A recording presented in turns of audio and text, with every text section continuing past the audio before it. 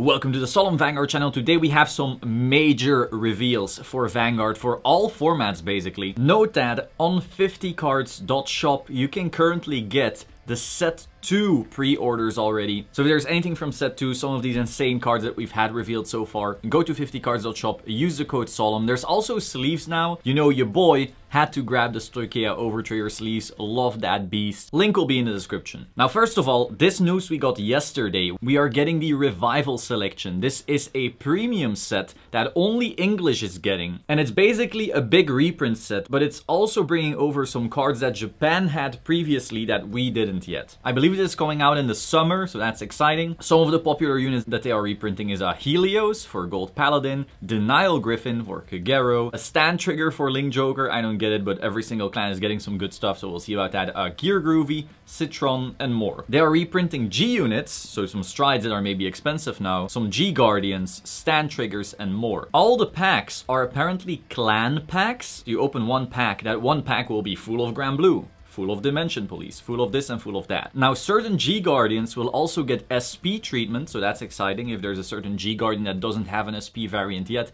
now you can get one. And the cards that they're bringing over are Prominence Glare of the Azure Flames, Dragonic Overlord to Turnabout, Ecstatic Baton Twirler, no clue what that is. Bearlock, that's a pretty major deal. This was a G Guardian 4-gear Chronicle that never came over to English, and it's actually a pretty good one. Samurai Spirit for Grand Blue, very excited. I've wanted this card for a long time. And Symbol Monkey, once again a G Guardian for Great Nature. Just like Bearlock, this was actually part of some kind of design a card contest, I believe, and so it was a Japan thing, but we never got them, but they're actually pretty good. Symbol Monkey, it's alright. Bearlock, however, pretty solid card for Gears. Now, all of the reissue cards and new cards are apparently in triple rare, so that's even more exciting. You can bling out your decks. And this is a major deal, there will be box stoppers with Zerov Dragons and Cray Elementals. This should push down the prices of these Zerov Dragons. Now, we don't know how fancy or special these will be. It's very possible that these Zerov Dragons are just common non-foils, and that would actually be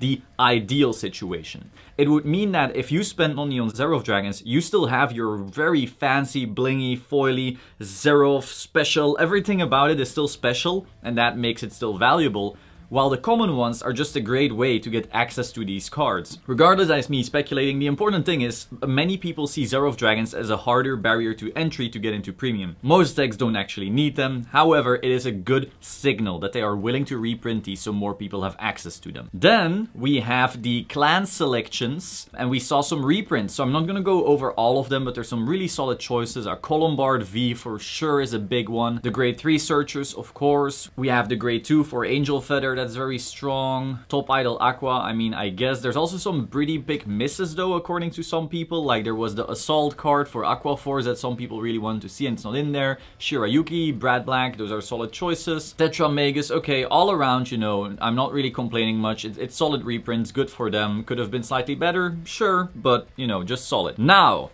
the biggest news, in my opinion, maybe together with the Revival Collection thing, is the new heal triggers in the clan selection. These will have special effects. They are grade 3 heals, just like in Zero, but they have less shield, and in return they get insane new effects. Now, let me first tell you, these being grade 3 is a pretty big deal. If there's any card from back in the day that turns off guarding with zeros, these get around that. Beyond that, you'll get stuck less often, though you don't really want to ride these. And you can ditch them for stride because they're grade 3. They have 10k power, so that means, you know, maybe you want to attack with them for some reason if you're bricking. I don't know, it's an option. But you're also not able to G-assist for other grade 3s. So these cards make you slightly more bricky. But of course they have skills, so that's the payoff. But let's get into these skills. There's 2 skills. First of all, when it is put on the Guardian Circle from hand, if you have not ridden a grade 3 or greater unit this fight, perform one of the following. So this skill only works if you're at grade 2 or lower and did not ride yet. Choose one of your Vanguards and it gets power plus 10k until end of turn. So it's like a defensive trigger. Or choose one of your opponent's units and it gets -2 critical until end of that battle. Now, what does this mean? This essentially means that bashing early, rushing early is gonna become weaker. A big thing that people complain about in both V Premium and Premium is that it's very possible for your opponent to go first, ride up to 3, and just start blasting you. Certain decks are better at this than others, but the thing is, it's possible, and some people do not enjoy that kind of playstyle. The feeling of not being able to come back just because you're going second is real. And depending on formats, depending on metas, that comes and goes. But these are essentially gonna say, it's over. We're no longer gonna be doing that. You wanna do your Dragonic Overlord blast thing? Well, you're gonna do it against a 20k body instead of a 10k body. Or you're gonna do it with 2 less damage. You wanna do your Anger Blader Tachi ride up? Okay, but you're gonna do it against a 20k body once again. These triggers are so anti-rush, I can't even put it into words. These are gonna slow the game down, which is something people have been asking for both Premium and V Premium. The only thing that would have made this perfect was if that -2 critical was for the entire turn as well, because that way you could actually nuke all the loop decks as well, assuming you're on grade 2, which means you can grade 2 game them, which means you're adding weaknesses to those. So that is still a thing. Sadly, that would have also stopped, for example, the Dragonic Overlord ride up and destroy you, because those 2 crits are just gone for the whole turn. But hey, you can't have everything. It's very, very good, in my opinion, that they're already making these. Now, for the second effect, which is where I'm no longer liking these cards. When placed on R from hand, if your damage zone has 0 cards, put the top card of your deck into the damage zone. So this is essentially a self-damager. I don't like that, because this is not restricted in any way. So if you are trying to deny opponents from doing a certain thing, you can no longer do that. So you're denying the Gavrail play? Too bad. Now they suddenly have a damage to then do with the no-seal and all that. You just made it easier for them to do all of these ridiculous plays with Gavrail to instantly nuke you. You were denying Dragonic Overlord so that they can't CB1 and instantly nuke you? Too bad. They can still do that now. You were denying Anger Blader, once again, boom, here's their damage. Same thing in Premium. You were denying Hyuga? Too fucking bad. You were denying, I don't know, Fenrir? Too fucking bad. I think Bushiroad is trying to make it very, very clear that they don't want damage denial to exist.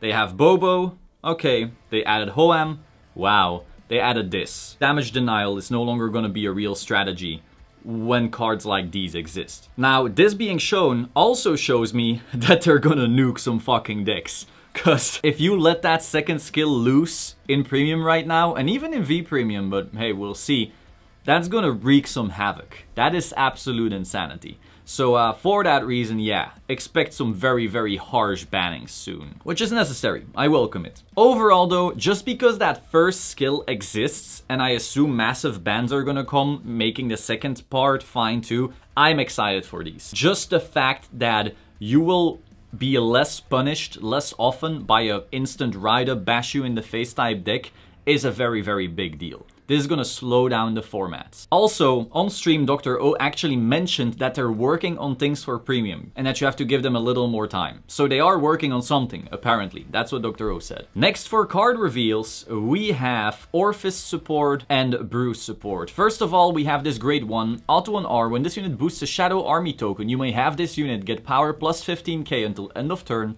If you do, at the end of that battle, retire all of your rear guards in the same column as this unit and draw a card. So you're basically turning Shadow Army tokens into more card draw. A grade 2, continuous R during your turn. If your world is Dark Knight, this unit gets power plus 2. If it is Abyssal Dark Knight, instead it gets power plus 5. Okay. Auto on R, at the end of the battle that this unit attacked, cost retire a Shadow Army token, choose one of your opponent's rear guards and retire it. So we're basically getting payoff now for having Shadow Army tokens. You get those tokens, they turn into draw folder. You get those tokens, they turn into retire folder. Then for Bruce, we have Diabolos Madonna Mabel. Auto on R, when this unit boosts Vanguard, if you are in final rush, cost Counterblast 1, choose one of your Vanguards and it gets triple drive until end of turn. Wow, that's once again a very good buff for Bruce. It's not like he needs it, but I welcome it. I like Dark States. I hope that other nations also get some really solid love in this set. But yeah, Zorga got some really good stuff already, so we'll see how that meta shapes up to be. And then we have Continuous on R. If you're in Final Rush, this unit gets power plus 5k, and when this unit would attack, it battles all of your opponent's units in a column. So it's basically like blowing up some stuff, unless your opponent is willing to overguard. And then Auto on R, when this unit's attack hits, Soul Charge 1, and if your Vanguard is Violence Bruce, choose up to 1 card from your soul and call it to an open R. This is creating a new attacker, and it doesn't require Final Rush to work. So make of that what you will. Overall, seems like a solid card without actually being insane power creep. So I'm very happy about that. I felt the same way with the Zorga support we saw. Was it last week or the week before? Essentially where the card was solid and you'll add it to the deck, but you're not starting to knock other stuff out of the deck. It's like, oh yeah, I want this, but I'm not completely revamping the deck and kicking out very good other cards. I'm just adding rather than replacing, which I really like. So that is all. Major bombshell news. Premium is gonna change. V Premium is gonna change. Overdress is gonna change. Very excited. Hope you found it interesting. Again, if you need anything from DBT02, the second set for Overdress, go to 50cards.shop, use the code Solemn, and I will see you soon. Ciao.